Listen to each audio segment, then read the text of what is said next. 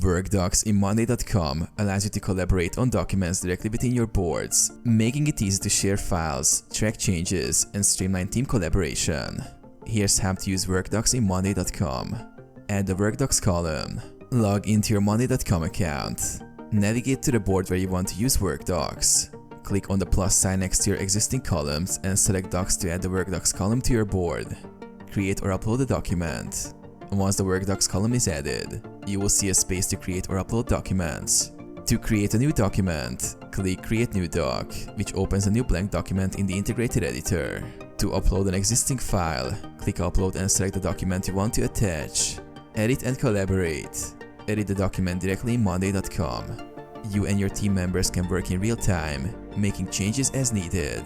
Use the commenting feature to ask questions or discuss specific parts of the document with your team. Track changes. Monday.com automatically tracks document revisions, so you can view past versions of the document. You can also set permissions to control who can edit or view the document.